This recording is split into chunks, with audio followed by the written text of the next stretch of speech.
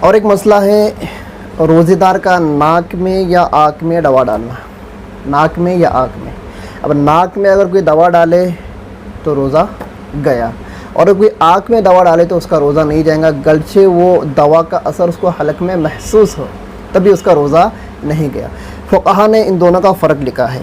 ناک میں دوا ڈالنے سے روزہ کیوں ٹوٹے گا؟ ایک تو حدیث موجود ہے کہ اللہ نے فرمایا کہ استنشاق بہت اچھی طرح کرو مگر یہ کہ تم روزے دار ہو، مطلب یہ کہ روزے دار کو زیادہ ناک میں پانی چڑھانے کا حکم نہیں، یہ خود اللہ کے نبی صلی اللہ علیہ وسلم نے منع کیا ہے۔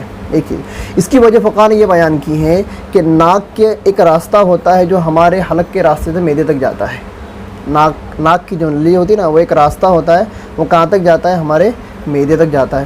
لیکن آنکھ سے معدے کا کوئی کنیکشن نہیں ہے، ناک سے معدے کا کنیکشن ہے لیکن آنکھ سے معدے کا کنیکشن نہیں ہے۔ اس لیے کوئی آنکھ میں دوا ڈالے، اس کا اگر اثر حلق کے اندر محسوس ہو، یا کوئی سرما لگائے اس کا اثر اگر حلق میں محسوس ہو تو روزہ نہیں ٹوٹا۔ لیکن اگر کوئی ناک میں دوا ڈالے تو وہ سیدھا کہاں جاتی ہے؟ ہمارے معدے میں جاتی ہے، اس لیے کہ ناک کا ایک بائی پاس ہمارے معدے کو جاتا ہے، لیکن آنکھ کا معدے کی طرف کوئی بائی پاس نہیں ہے۔ تو پتہ چلا آنکھ میں اگر دوا ڈالے تو روزہ نہیں ٹوٹے گا، چاہے سرما لگائے چاہے دوا ڈالے۔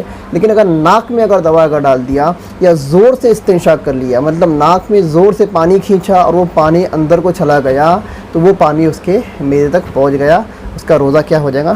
ٹوٹ جائے گا۔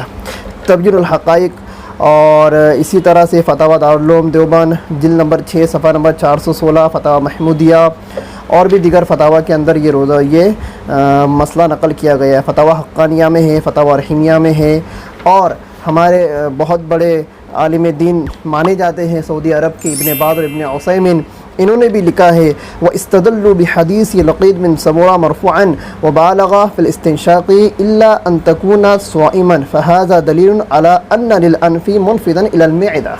ابن باز ابن عثیمین خود لکھتے ہیں کہ اللہ کے نبی نے جو منع کیا ہے نا کہ روزے کی حالت میں زور سے ناک میں پانی نہ چلاؤ، یہ اس بات کی دلیل ہے کہ ناک کا ایک بائی پاس اور ایک کنیکشن کہاں تک گیا ہے؟ ہمارے معدے تک گیا ہے۔ وَإِذَا كَانَ كَذَلِكَ فَاسْتِغْنَاءُ هَذِهِ الْقَطْرَةُ نَهَى عَنْهُ النَّبِيُّ صلی اللہ علیہ وسلم، صفحہ نمبر 4 پر انہوں نے اپنے فتاوی کے اندر لکھا ہے کہ ناک میں اگر دوا ڈالے تو اس کا حلق کے راستے سے معدے تک پہنچنا لازمی ہے، اس وجہ سے ناک میں دوا ڈالنے سے روزہ ٹوٹ جائے گا۔ بہرحال آنکھ میں اگر دوا ڈالو، سرما لگاؤ، کچھ بھی کرو، روزہ نہیں ٹوٹے گا۔